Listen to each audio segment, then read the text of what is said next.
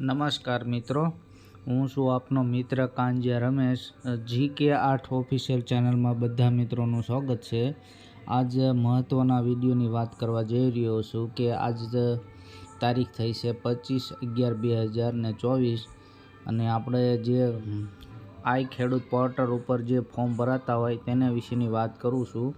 તો આપણે એમાં સાધનની વાત કરું તો કે અત્યાર સુધી કોઈ વખત આમાં સહાય આપવામાં નથી આવી.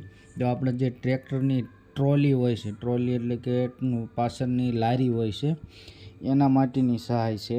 તો જેને પણ ખરીદવાની હોય કે આ વર્ષે ખરીદી હોય કે ખરીદવાનું વિચારી રહ્યા હોય તે તારીખ 26/11/2024થી 2/12/2024 7 દિવસ માટે ઓનલાઈન અરજી તમે કરી શકો છો. અને આપણે GK 8 ઓફિશિયલ ચેનલમાં આઈ ખેડૂત પોર્ટલ ઉપર કેવી રીતે ફોર્મ ભરવું તેનો પણ આખો વિડીયો આવેલો છે. તો સર્ચ મારીને અંદર આપેલો છે તો જોઈ લેવો અને તમે મોબાઈલથી પણ ઘરે બેઠા ઓનલાઈન અરજી કરી શકો છો.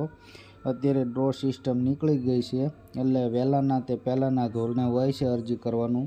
તો ખાસ મિત્રો ભૂલતા નહીં કે ટ્રેક્ટરની લારી માટેની યોજના છે અને બીજી છે કે પરિવહન માટેના સાધનની યોજના. એમાં જે યુટિલિટી અથવા તો સનેડા ટાઈપનું આવતું હોય છે તેની પણ તમે પરિવહન યોજના પણ એના માટે પણ તમે અરજી કરી શકો છો. ખાસ તો કે આપણે જે ટ્રેક્ટરની ટ્રોલી એટલે કે લારી હોય છે તેની અરજી કરવાની હોય તો કાલે મિત્રો તારીખ છે 26/11/2024ના રોજ 10:30 વાગ્યે હાજર થઈને ઓનલાઈન તમે આમાં અરજી કરી શકો છો.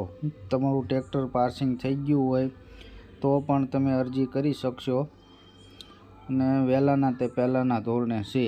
અને ખાસ એક ફાર્મર રજિસ્ટ્રેશન પણ બાકી હોય તે ખેડૂત પણ કરાવી લેજો, કારણ કે તમે PM કિસાન સન્માન નિધિ યોજનાનો 2000 રૂપિયાનો હપ્તો લેવો હોય તો ફાર્મર રજિસ્ટ્રેશન કરાવવું જરૂરી છે. આધાર કાર્ડની જેમ એનો પણ એક 11 આંકડાનો કોડ બનશે અને એક કાર્ડ બની જાય છે, એમાં બધી ડિટેલ તમારી આવી જાય છે. અને ખાસ કે રેશન કાર્ડમાં પણ KYC બાકી હોય તે પણ કરી લેજો, નહીંતર સરકારી લાભો કે PM કિસાન સન્માન નિધિ યોજનાના જેવા લાભો મળતા બંધ થઈ જશે.